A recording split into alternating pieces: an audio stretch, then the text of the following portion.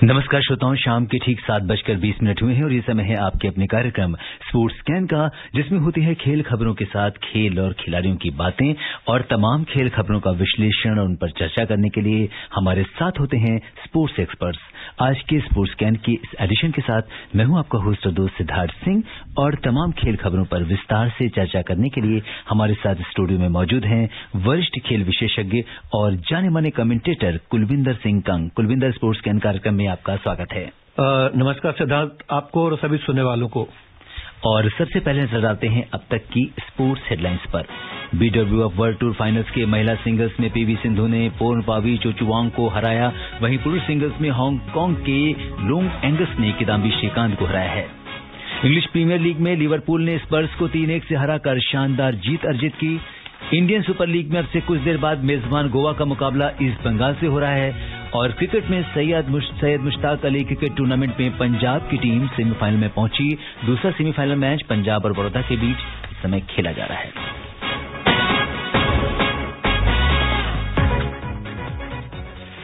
जी हाँ, और सबसे पहले बात करते हैं बैडमिंटन की। बैंकॉक में आज BWF वर्ल्ड टूर फाइनल्स के महिला सिंगल्स में पीवी सिंधु ने पोर्नपावी चोचुवांग को 21-18, 21-15 से हरा दिया। वहीं दूसरी ओर पुरुष सिंगल्स में का लोंग एंगस ने किदाम्बी श्रीकांत को 12-21, 21-18 और 21-19 से हराया है। तो अगर हम देखें तो जिस तरीके से ये यहाँ पे पीवी सिंधु ने शुरू में जैसे पहले हार हुई, लेकिन आज वो मैच जीती हैं, क्या कुछ कहेंगे? हालांकि फिर भी अगर हम देखें तो फॉर्म में कुछ लौटने का संकेत वो दे चुकी हैं। इसके पहले वे ग्रुप के 2 मैच हार चुकी हैं। तो आज के बारे में सिद्धार्थ, आपने सही कहा कि थोड़ा सा एक बड़ी राहत की बात है कि वो आज जिस तरह से जीती हैं 21-18, 21-15 से चोचुवांग, जो कि थाईलैंड की खिलाड़ी हैं, और उन्होंने खेल के हर फील्ड में छकाया जरूर, लेकिन चोचुवांग ने मुकाबला भी किया।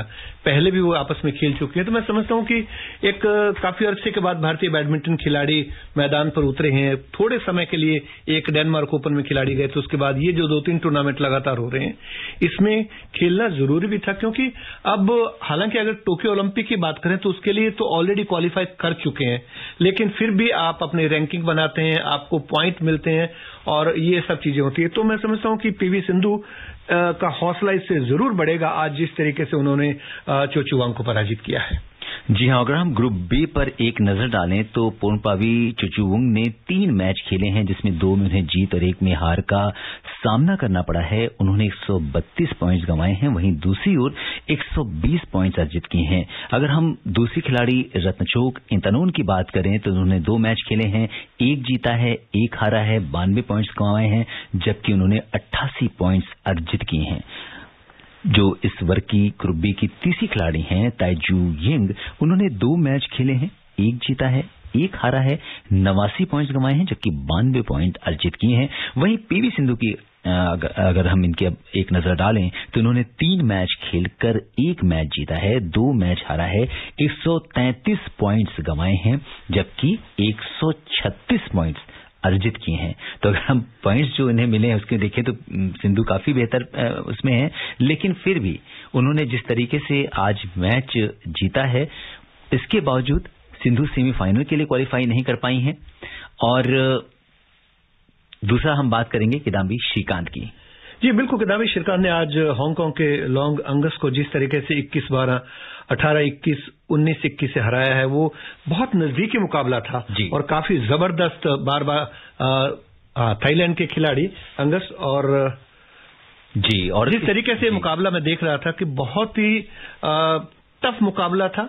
ऐसे दूसरे में ऐसा लग रहा था कि शायद थकावट फील कर रहे हैं किदाम्बी श्रीकांत, लेकिन वापसी उन्होंने की और कई बार उनसे गलतियां भी। जो ये खिलाड़ी थे उनके अपोनेंट, उन्होंने काफी फील्ड के, एक तो नेट के नजदीक बहुत खिलाते थे, ड्रिबल खूबसूरत तरीके से करते थे, और जिस तरीके से ड्रिबल करते थे और जब रिटर्न करते थे किदाम्बी, कई बार नेट में ये शटल अटक जाती थी। और इसका एक मैं और बता दूं, ये वर्ल्ड टूर फाइनल्स है, इसमें भारत के 2 ही खिलाड़ी, क्योंकि केवल 8 टॉप रैंकिंग वाले खिलाड़ियों को लिया जाना मेंस में और वुमेन्स में, तो किदाम्बी श्रीकांत और पीवी सिंधु इसमें क्वालिफाई करी। और एक जो मैं और आपसे बात करना चाह रहा हूं कि 1934 से ये बैडमिंटन का इंटरनेशनल जो फेडरेशन बनी थी तब से चलता रहा है। ये पहले इंटरनेशनल बैडमिंटन फेडरेशन थी, इसके अब 194 मेंबर हैं और 1981 में इसको IBF और WBF को मर्ज कर दिया गया और 2006 में जो मैड्रिड में इनकी एक मीटिंग हुई तो उसमें इसका नाम BWF यानी कि बैडमिंटन वर्ल्ड फेडरेशन कर दिया गया। अब सबसे बड़ी बात है कि ये जो सुपर 100, सुपर 300, 500, 750 और 1000 उसके बाद वर्ल्ड टूर फाइनल, ये साल भर का शेड्यूल होता है और इसमें खिलाड़ी अपनी कई बार क्या करते हैं कि एक टूर्नामेंट में उनको जो पॉइंट मिलते हैं, रैंकिंग मिलते हैं, प्राइज मनी मिलते हैं तो उनका रैंक बढ़ता है और उसके बाद कई बार वो नेक्स्ट टूर्नामेंट पर नजर रखते हैं कि ये टूर्नामेंट हमें खेलना चाहिए या नहीं खेलना चाहिए, क्योंकि अगर उसमें हारते हैं तो उनकी रैंकिंग नीचे जाती है। तो उसमें कौन कौन से खिलाड़ी खेल रहे हैं, किन्होंने नाम वापस लिया, कौन बड़े नाम नहीं आ रहे, ये देखकर भी खेला जाता है। आपको याद होगा 2014 के स्कॉटलैंड में जो कॉमनवेल्थ गेम्स हुए थे, हम उसकी कवरेज के लिए गए थे आकाशवाणी की तरफ से। वहां पर अश्वनी पोनप्पा और ज्वाला गुट्टा ने जो खेला था वो जानबूझकर एक मैच हारे कि अगली बार हमें उनके साथ ना खेलना पड़े, कुछ ऐसा था। और जो टीवी अंपायर होते हैं उसने इस चीज को नोट किया और इनके ऊपर एक्शन हुआ था। तो खिलाड़ी इस बात से भी डरते हैं कि हार जीत का कोई एक, जिसको एक प्रकार से कह सकते हैं कि आंकड़ा ना बिठाया जाए, खेला जाए। और यहाँ बैडमिंटन जो है ओलंपिक पे भी अब एक बार फिर से थोड़ा सा साया मंडरा रहा है कि अभी संशय है कि होंगे या नहीं होंगे, लेकिन दुआ करते हैं कि ये दूसरा वर्ष है, हो जाने चाहिए। लेकिन ये है कि भारत में केवल 3 टूर्नामेंट हैं, 100, 300 और 500 के, उसके ऊपर का कोई टूर्नामेंट नहीं है। जी हाँ, बिल्कुल, आपने बड़ी रोचक जानकारी दी हमारे श्रोताओं को कुलविंदर। और अगर हम आज के दूसरे मैच जो मेंस सिंगल्स है इस पर नजर डालें और ग्रुप बी पर अगर हम एक नजर डालें तो इसमें जो खिलाड़ी हैं, जो 4 खिलाड़ी हैं, क्योंकि BWF वर्ल्ड टूर फाइनल्स में मेंस और वुमेन्स कैटेगरी में 8-8 खिलाड़ी हिस्सा लेते हैं। इसमें 4-4 खिलाड़ियों के 2 ग्रुप होते हैं, प्रत्येक ग्रुप के टॉप 2 खिलाड़ी सेमीफाइनल में पहुंचते हैं। वुमेन्स में सिंधु को ग्रुप बी में रखा गया था, वहीं मेंस में श्रीकांत को भी ग्रुप बी में रखा गया था। अगर इस ग्रुप की बात करें मेंस की तो वांगचू वेई, इन्होंने 3 मैच खेले हैं, 3 जीते हैं और 145 पॉइंट्स गंवाए, जबकि 103 अर्जित किए हैं। एंडर्स एंटोनसेन की बात करें तो 3 मैचों में से 2 जीत और 1 हार के साथ उन्होंने 129 पॉइंट गंवाए हैं और 132 पॉइंट्स अर्जित किए हैं।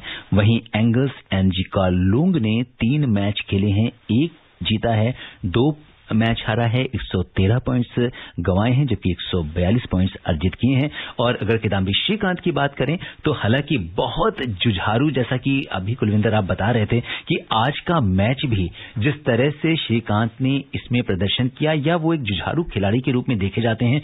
3 मैच खेले, हालांकि वो तीनों मैच हार गए, वहीं उन्होंने 162 पॉइंट्स गंवाए हैं और 172 पॉइंट्स अर्जित किए हैं। नजदीकी मामला रहा हर मैच में उनका, और अच्छा प्रदर्शन किया और अपने आप को थोड़ा इंजरी से भी बचाना होता है। एक और मैं आज के मुकाबले की बात करना चाहूंगा, कैरोलिना मारिन जो कि स्पेन के नंबर 1 है, उसके साथ कोरिया के 18 साल की खिलाड़ी खेले और उसने उसको हराया।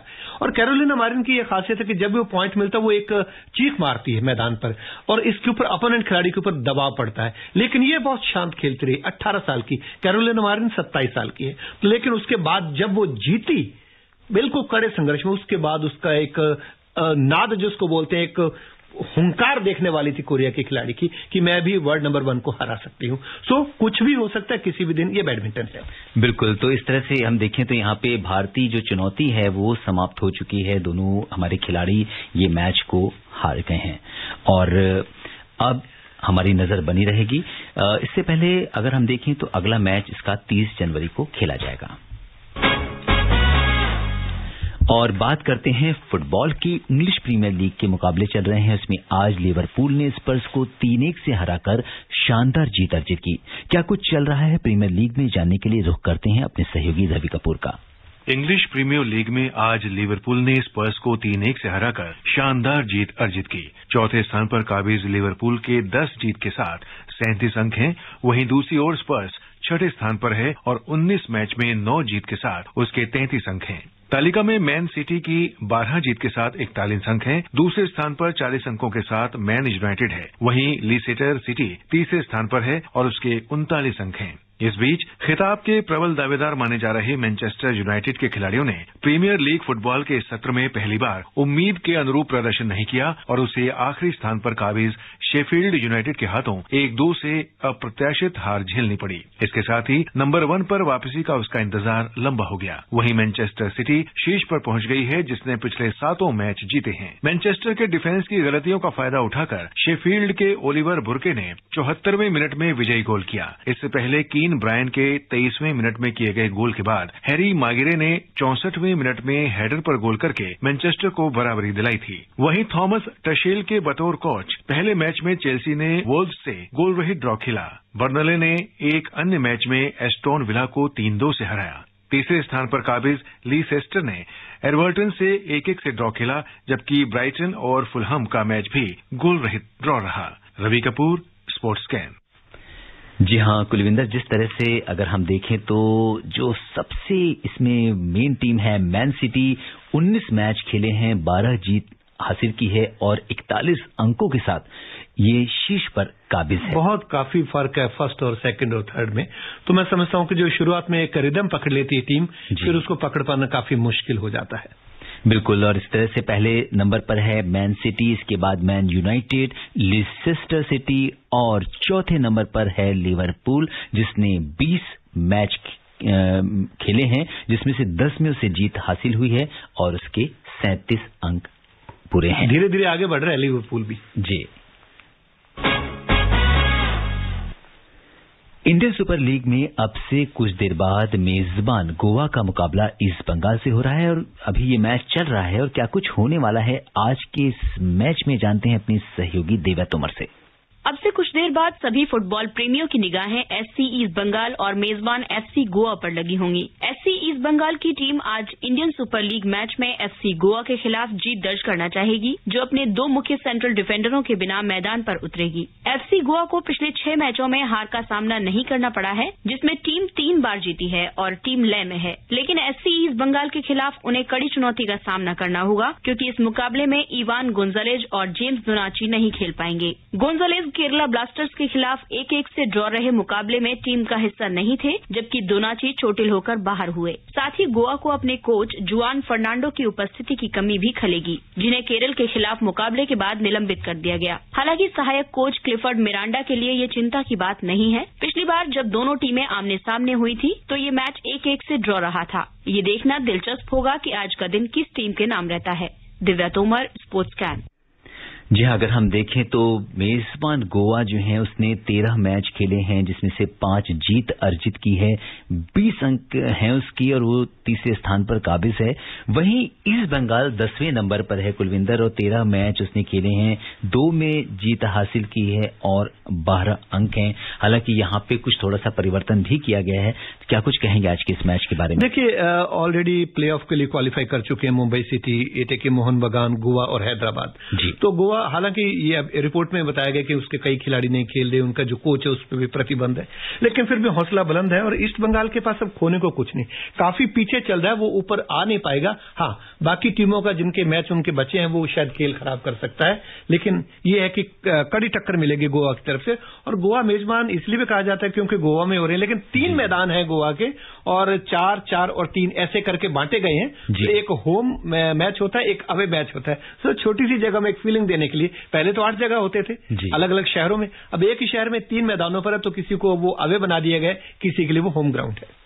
जी हाँ, और इस समय अगर हम देखें तो गोवा का जो प्रदर्शन है, हालांकि मुंबई सिटी इस समय टॉप पर चल रही है, 13 मैच में से 9 मैच जीत चुके हैं और उसके 30 अंक हैं, जबकि दूसरे पायदान पर एटीके मोहन बागान काबिज है, जिसने 13 मैच में से 7 मैच जीते हैं और 24 अंक हैं। 6 अंकों का फासला है भी नंबर 1 नंबर 2 में। बिल्कुल, और ईस्ट बंगाल तो अपना पिछला मुकाबला ड्रॉ खेला है, जबकि अगर गोवा की बात करें, गोवा ने अपना पिछला मुकाबला जीता है। तो इस बात का बहुत फर्क पड़ता है कि आप एक जीत के साथ अगले मुकाबले के लिए पहुंचते हैं।